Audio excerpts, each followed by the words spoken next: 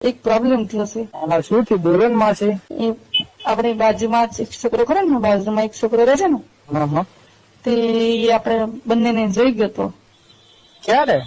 એટલે આપણે ચંદ્રેશ ના પપ્પા ને એમ નતા ગયા, મુંબઈ ગયા છે તે આપણે તું મારા ઘર નતા, હા, તો એને આપડા ફોટા પાડી લીધા છે હંતાઈને. એમ છે? હા, તેમ અત્યારે મારા ઘરે આવેલો તો કે બેઠો મારી સામે, પછી મને ખરાબ નજરે જોયા કરતો હતો. પછી મેં કીધું બોલ શું છે તારે? તો આમે છે ને એ છોકરો સારો નથી. એને મને એવું કીધું કે શું કહો છો આંટી કે તમે? મેં કીધું કઈ નહીં. તો એ મને ડાયરેક્ટ પાછો શું કે ખબર છે કે મને ડાયરેક્ટ એવું કહેતો હતો કે આંટી મને તમારી સાથે કરવા દો ને. મેં કીધું તને તારા ઘરના તમે તારી મમ્મી ને કહી દેશો આવું બધું બોલીશો. પછી એને મને એના ફોનના ફોટા બતાવ્યા કે તમે મારા સાથે નહીં કરવા દો ને તો તમને બધા ફોટા અંકલ બતાવી દઈશ. એમાં હું દેખાતો હતો? હા, તો એ દેખાતો હતો.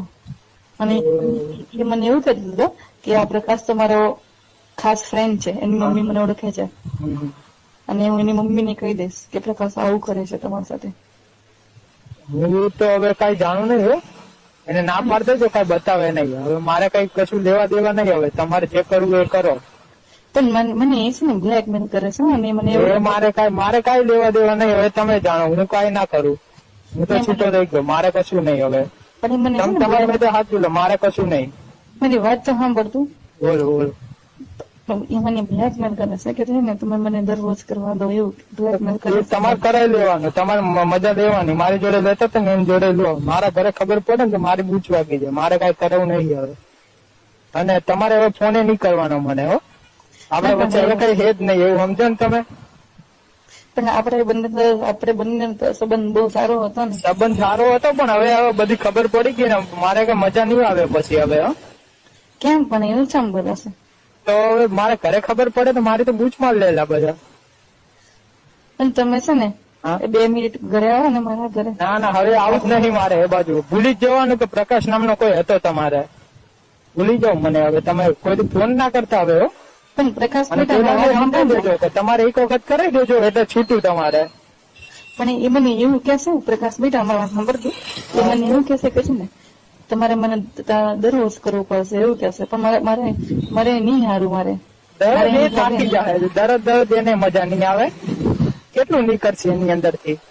એ થાકી જાય. પણ એ તારો ભાઈબંધ છે ને? મારો ભાઈબંધ રહે પણ એ સારો રહે. એ હરામી એક નંબર નો. એક નંબર તો તમારે આપવું જ પડશે કરવા એને. પણ છે ને એવું હોય તો એક વાર એને આપવું. પણ છે ને તું એને ના પાડે તું એને સમજાવી દેજે એટલે આ બધું ના કરે. હું કઈ ના જાણું. એને તમે સમજાવી દેજો તમારા માટે. અને મને ફોન બી ના કરતા હવે કોઈ બી. હવે આપણે કઈ એ નહીં. જે હતું એ બધું પતી ગયું. ભૂલી જવાનું. ના પણ તમને બહુ સુખ આપ્યું છે. શું કીધું? તે મને બહુ સુખ આપ્યું છે પણ હું તને કેવી રીતના બોલી શકું? ભૂલવું તો પડશે. હવે શું કરશો નથી? હવે મારે ઘરમાં તો મોઢું દેખાડવું કે નહીં? મારે તો ઇજ્જત નું કાંકરું થઈ જાય. હું એક કામ કરીશ કે છે ને એને પાર્ટી વાળા ખરો ને અમારા વાળા બોલાવીશ ને એને અટાળી પટાવીને છે ને એના ફોન માંથી ફોટા ડિલીટ કરી નાખીશ. એવું કરીશ. એ તમે સાચું લેજો જેમ કરવું એમ.